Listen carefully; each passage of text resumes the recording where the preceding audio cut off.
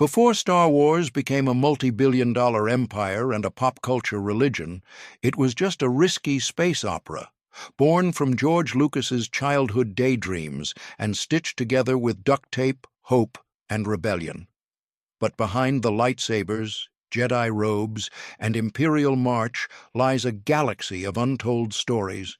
From near-fatal accidents and budget implosions to puppet wizardry and improvised one-liners that rewrote movie history, the original trilogy was far from a smooth hyperspace jump.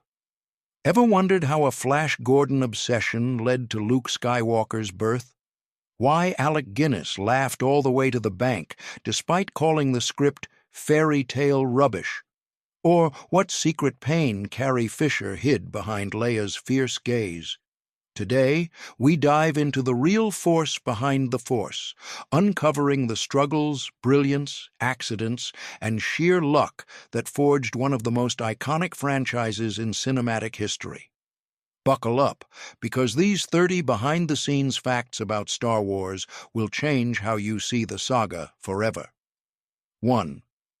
Lucas's Flash. Gordon Roots, George Lucas's vision for Star Wars, was deeply rooted in his childhood fascination with the 1930s Flash Gordon serials, which he watched on television. Unable to secure adaptation rights from King Features, Lucas pivoted to create an original story, channeling the serial's swashbuckling energy and cliffhanger, pacing into a modern space opera. He drew significant inspiration from Akira Kurosawa's The Hidden Fortress, 1958, adopting its narrative structure, which follows two bumbling peasants, Tahei and Matashichi, whose perspectives shape the story. These characters directly influenced the droids C-3PO and R2-D2, whose comedic interplay and observer-like roles anchor A New Hope. Lucas also leaned heavily on Joseph Campbell's The Hero with a Thousand Faces, applying the hero's journey framework to Luke Skywalker's arc, from his call to adventure on Tatooine to his confrontation with Darth Vader. This blend of pulp sci-fi, samurai cinema, and mythic storytelling created a universe that felt both nostalgic and groundbreaking. Lucas's ability to synthesize these influences, as he discussed in a 1997 Star Wars Insider interview, set the trilogy apart, establishing a template for epic storytelling that resonates across generations. The result was a saga that captured the imagination of audiences worldwide, with fans on platforms like X frequently debating which influences, Kurosawa's precision or Campbell's archetypes, most defined Star Wars' enduring appeal. Second Episode 4, Title Evolution. When Star Wars debuted on May 25, 1977, it bore no episode number or subtitle, simply titled Star Wars, to reflect its standalone nature. In 1981, George Lucas, inspired by the serialized structure of Flash Gordon, retroactively added Episode 4, A New Hope, for the film's re-release, signaling its place in a larger saga. This decision aligned with Lucas's evolving vision of a 9-film narrative, though it initially perplexed fans accustomed to the original's self-contained story. Early fan discussions, preserved in fanzines and now echoed on X, revealed debates over whether the subtitle enhanced the saga's mythic scope or undermined the film's original intent. Some argued it introduced retroactive continuity, forcing a serialized lens onto a film crafted as a complete story. Lucas defended the change in a 1983 Rolling Stone interview, emphasizing his intent to evoke the episodic feel of classic serials. The title shift cemented Star Wars as the foundation of a sprawling franchise, influencing how audiences perceive its narrative structure. Today, A New Hope is synonymous with the film, though purists on X occasionally advocate for the original, unadorned title in homage to its 1977 roots. Third Studio Doubts. In the early 1970s, science fiction films faced a tough market, with Stanley Kubrick's 2001, A Space Odyssey, 1968, being a rare success amid a string of commercial flops. 20th Century Fox, wary of Star Wars' unproven concept and its $11 million budget, considered canceling the project during pre-production. Studio executives doubted the appeal of a space opera helmed by George Lucas, whose only major hit was American Graffiti, 1973. Lucas, undeterred, struck a now legendary deal, reducing his $500,000 director's fee to $150,000 in exchange for full control of merchandising and sequel rights. This decision, detailed in The Making of Star Wars, 2007, proved transformative. By 1983, Star Wars merchandise, spanning action figures, lunchboxes, and apparel, had generated over $1 billion, dwarfing the film's $775 million box office. Lucas's foresight turned Star Wars into a financial juggernaut, with merchandising revenue still fueling the franchise today. The deal reshaped Hollywood's approach to intellectual property, highlighting the untapped potential of tie-in products. Fans on X often cite Lucas's gamble as a masterstroke, though some note the irony of Fox's initial skepticism given Star Wars' cultural dominance. Fourth, Mark Hamill's accident. In January 1977, months before A New Hope's release, Mark Hamill was involved in a serious car accident in Los Angeles, fracturing his nose and left cheekbone. The injuries required extensive reconstructive surgery, subtly altering his facial appearance. To address this in The Empire Strikes Back, 1980, the production team added a scene where Luke Skywalker is mauled by a wampa on Hoth, with makeup artist Stuart Freeborn using prosthetics to mask Hamill's surgical scars. The scene, shot in Norway's freezing conditions, also served as a narrative device to underscore Luke's vulnerability early in the film. Hamill, in a 1980 Empire magazine interview, described adapting his performance to accommodate physical discomfort, which lent authenticity to Luke's battle-worn demeanor. The accident's impact extended beyond cosmetics. It deepened Hamill's portrayal, adding a layer of resilience to Luke's character that fans on X often praise. The wampa scene remains a subtle nod to real-world challenges, seamlessly woven into the saga's fiction, with Hamill's commitment ensuring continuity in Luke's heroic arc. 5. Harrison Ford's Improv. One of the most iconic moments in The Empire Strikes Back, Leia's "I love you" and Han Solo's "I know," was an unscripted triumph. The original script called for Han to respond, "I love you too," but Harrison Ford, known for his intuitive grasp of Han's roguish charm, felt the line was too sentimental. During filming on the Bespin set, director Irvin Kershner encouraged Ford to improvise, trusting his instincts. Ford's delivery, paired with a wry smirk, captured Han's defiance and charisma as he faced carbonite freezing. Kershner, in a 1980 Starlog interview, praised Ford's choice for its emotional authenticity, noting it resonated with audiences. The exchange became a cultural touchstone, endlessly quoted and memed on X, where fans celebrate its balance of vulnerability and bravado. The moment underscores Ford's ability to elevate scripted material, cementing Han Solo as a fan-favorite anti-hero whose wit shines under pressure. 6. Carrie Fisher's struggles. Carrie Fisher was just 19 when she began filming A New Hope, thrust into stardom as Princess Leia while battling undiagnosed bipolar disorder and substance abuse. During The Empire Strikes Back's production, she concealed her cocaine addiction from colleagues, a struggle she later revealed in her 1987 memoir, Postcards from the Edge. Fisher's candid writings, including The Princess Diarist, 2016, detail the toll of fame and her mental health challenges, offering a raw look at her resilience. On set, she maintained professionalism, delivering Leia's fierce wit and strength, but privately grappled with self-doubt and addiction. Her openness in later years, including interviews on mental health advocacy, endeared her to fans who admire her vulnerability and humor. On X, Fisher's legacy is celebrated not only for Leia's heroism, but for her role as a trailblazer in destigmatizing mental health discussions, making her a beloved figure beyond the screen. 7. Alec Guinness's prophet Windfall. Alec Guinness, a seasoned stage and screen actor, viewed A New Hope's script with skepticism, famously calling it fairy tale rubbish in letters to friends. Despite his reservations, he accepted the role of Obi-Wan Kenobi and negotiated a savvy deal, a $150,000 salary plus 2% of the film's gross profits.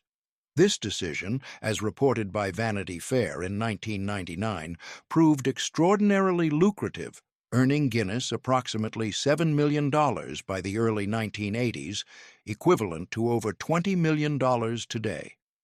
His Windfall highlighted Star Wars' unexpected box office dominance, with A New Hope grossing $775 million worldwide. Guinness, however, remained ambivalent about the franchise's cultural frenzy, reportedly tiring of fans quoting Obi-Wan's lines. His financial success underscores the trilogy's transformative impact on Hollywood, where profit-sharing deals became more common. Fans on X often marvel at Guinness's foresight, though some note his discomfort with Star Wars overshadowing his classical theater career. Yoda's puppet innovation. Yoda's debut in The Empire Strikes Back marked a pinnacle of puppetry innovation, masterminded by Frank Oz and a team of skilled puppeteers. The Yoda puppet, a foam latex creation, required a complex rig. Oz controlled the mouth and facial expressions, while three others manipulated limbs and eyes via cables and remotes. The setup, detailed in The Art of the Empire Strikes Back, 1980, allowed Yoda to emote with lifelike precision, from his playful teasing of Luke to his sage wisdom. Lucas initially considered naming the character Minch Yoda, but Oz, in a 2000 Cinefantastique interview, recalled suggesting a simpler name to avoid sounding like Mitch.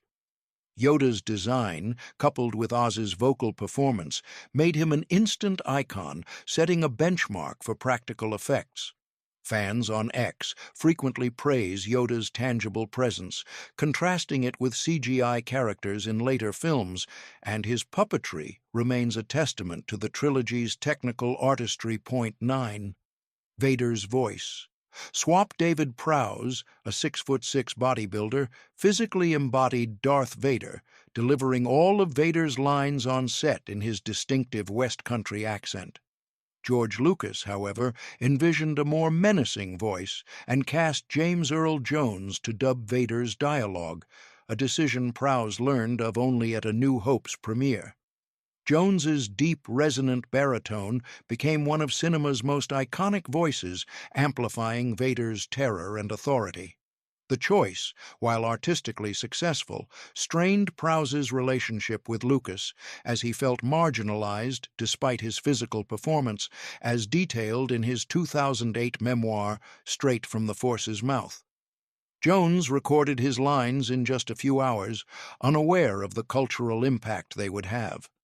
On X, fans often debate the voice swap, with some sympathizing with Prowse's frustration, while others argue Jones's contribution was indispensable, shaping Vader into a mythic villain. 10. Chewbacca's sound design. Chewbacca's roars, a hallmark of the Wookiee's character, were crafted by sound designer Ben Burt, who blended recordings of bears, lions, walruses, and badgers from zoos and wildlife sanctuaries. Burt's process, outlined on StarWars.com, involved layering these sounds to create a vocal range that conveyed emotion, from loyalty to anger, without relying on subtitles. He manipulated pitch and rhythm to suggest a language-like quality, allowing audiences to infer Chewbacca's intent through context and Peter Mayhew's physical performance. This innovative approach earned A New Hope an Academy Award for Best Sound, influencing modern sound design in films like The Lord of the Rings. Chewbacca's voice became a fan favorite, with ex-users frequently sharing memes mimicking his growls. Bert's work exemplifies the trilogy's commitment to immersive world-building, giving even non-human characters profound emotional depth. 11. ILM's creation. To realize A New Hope's ambitious visual effects, George Lucas founded Industrial Light and Magic, ILM, in 1975, assembling a team of innovators including John Dykstra and Dennis Muren. ILM pioneered motion control cameras, which allowed precise, repeatable spaceship shots and optical compositing to layer effects seamlessly. The team, working out of a Van Nuys warehouse, faced tight deadlines and technical hurdles, as chronicled in The Making of Star Wars. Their efforts paid off. A New Hope's dogfights and Death Star explosion earned an Oscar for Best Visual Effects, redefining sci-fi cinema.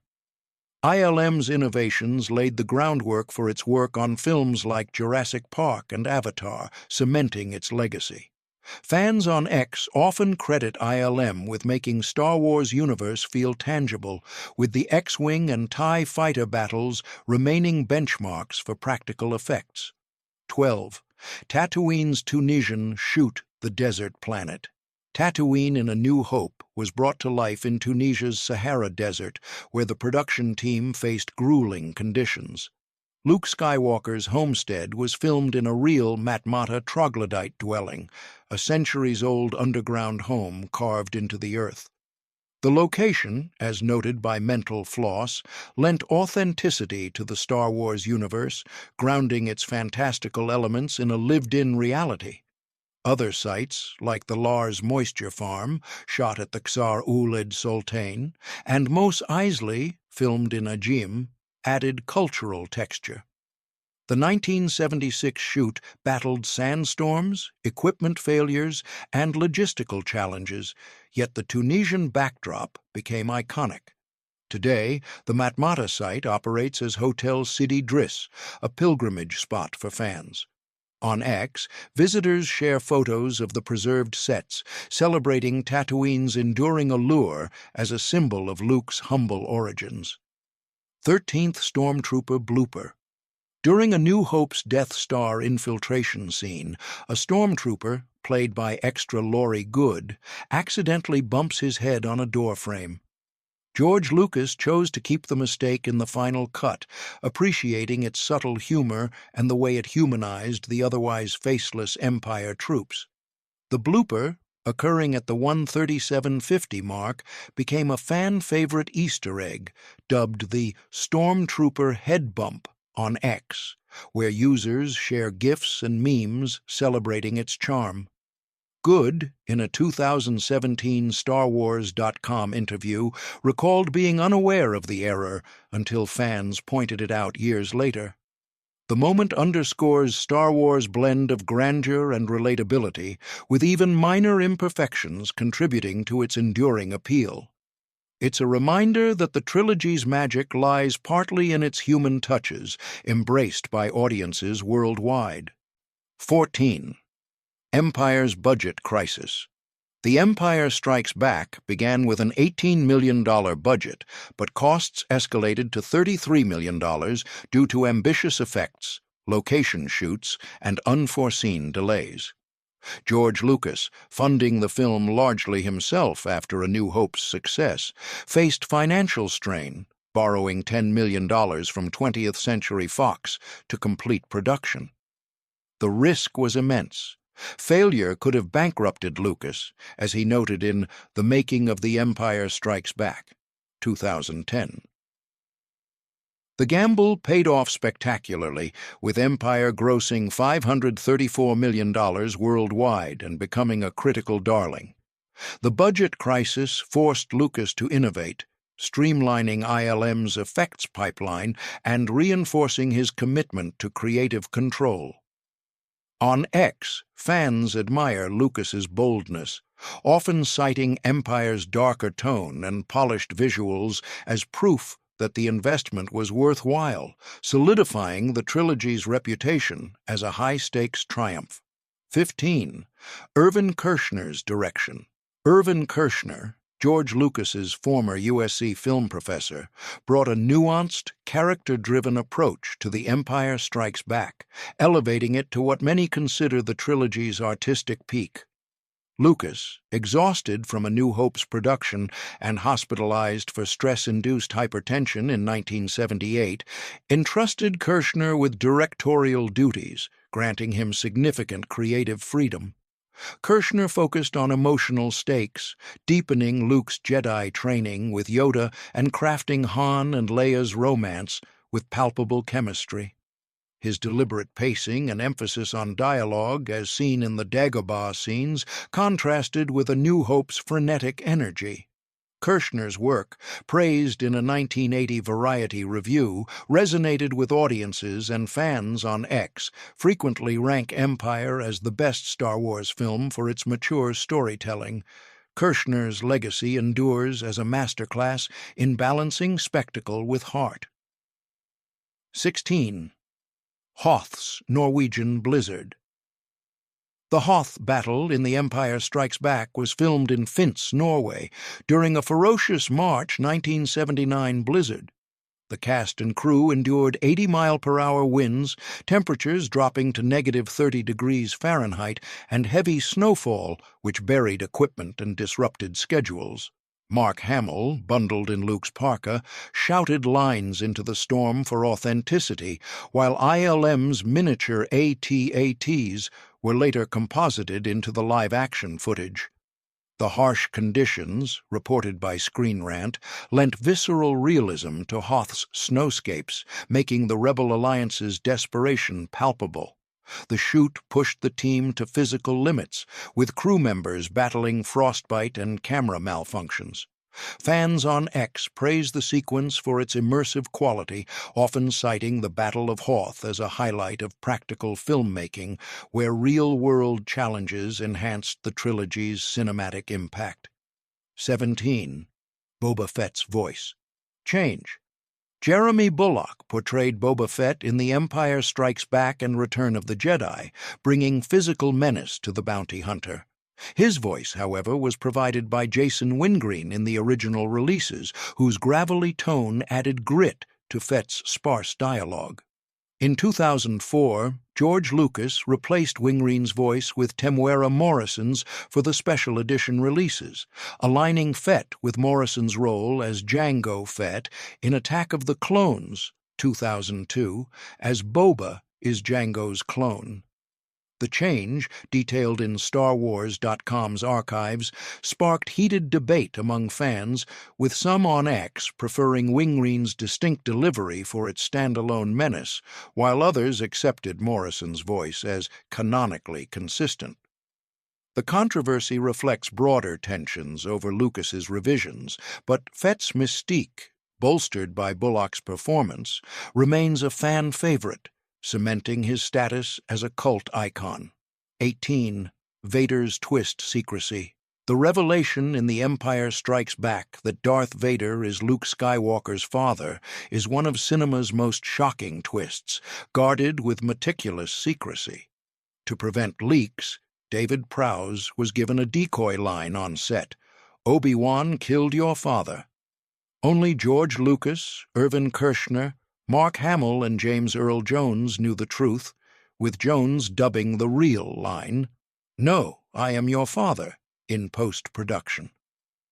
Hamill, sworn to secrecy, recalled in a 2015 Empire interview the burden of withholding the twist from castmates, including Carrie Fisher. The secrecy paid off, with audiences gasping in theaters, a reaction Kershner described as electric.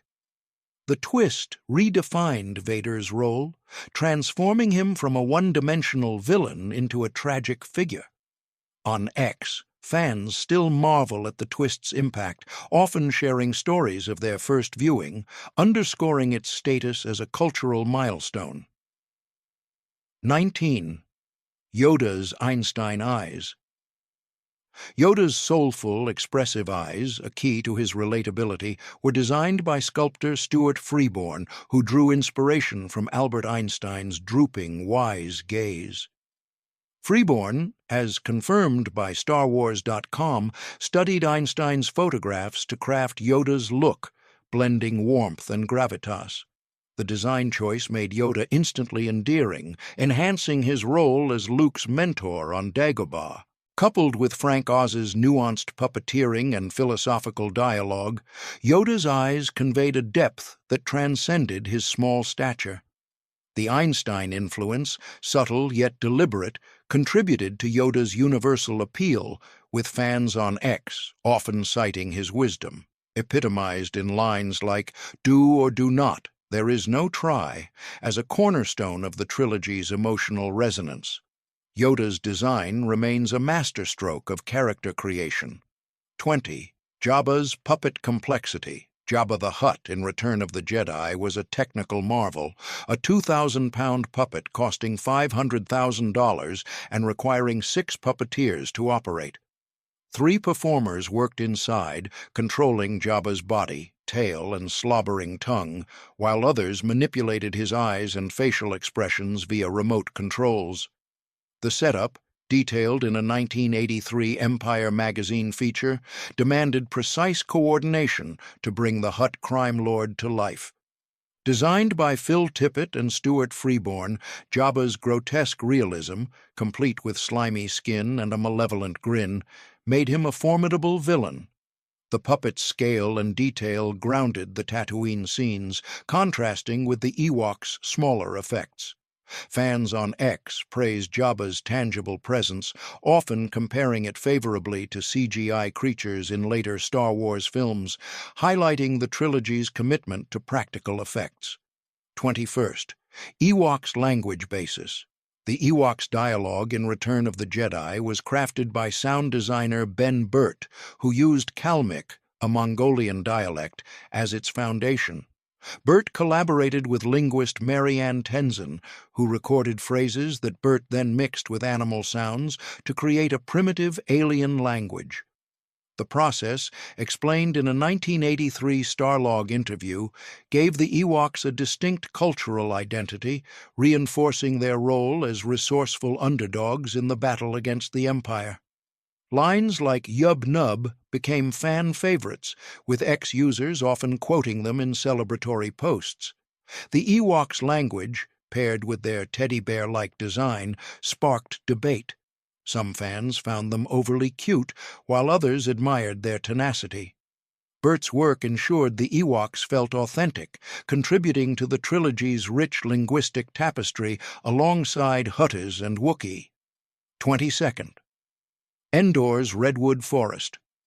The forest moon of Endor in Return of the Jedi was filmed in California's Redwood National Park, where towering redwoods created a mystical, primeval backdrop.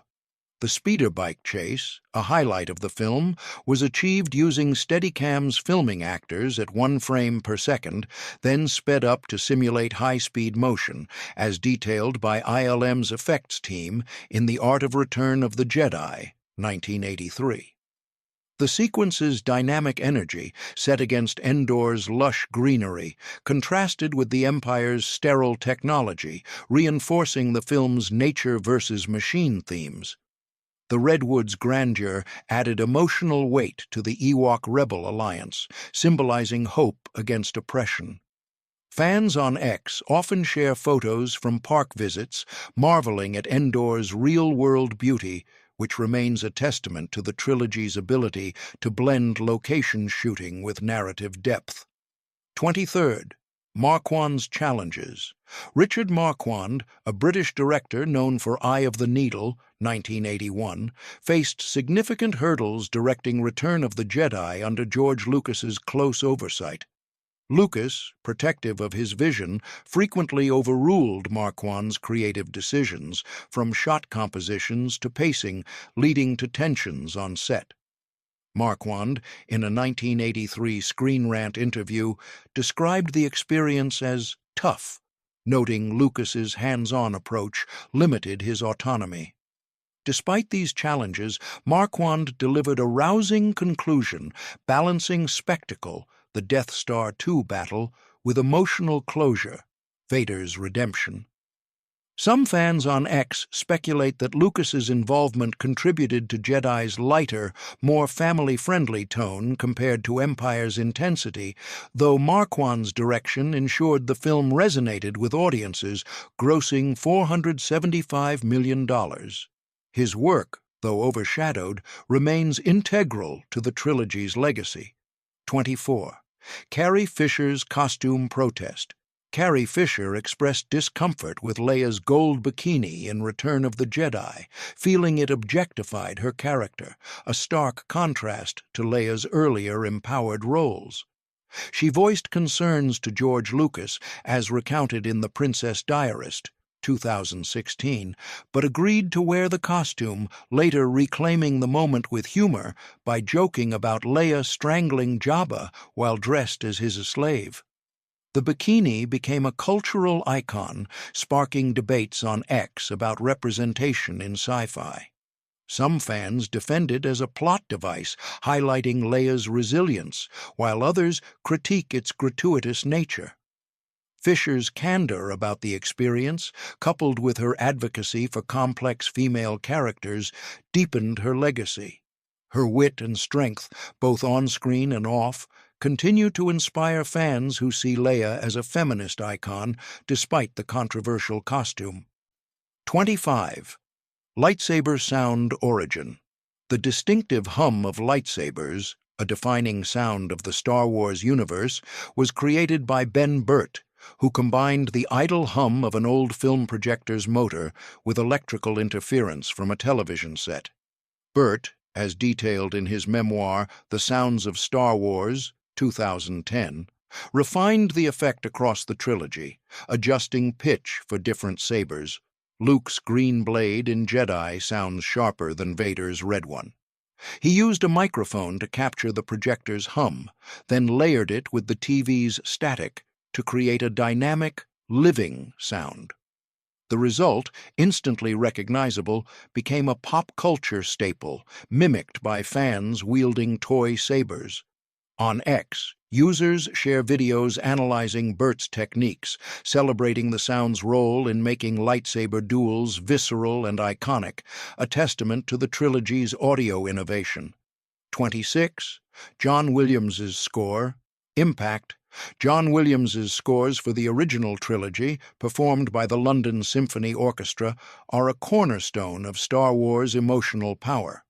His work on A New Hope won an Academy Award, with themes like the Force theme, aka Binary Sunset, and the Imperial March, becoming cultural touchstones.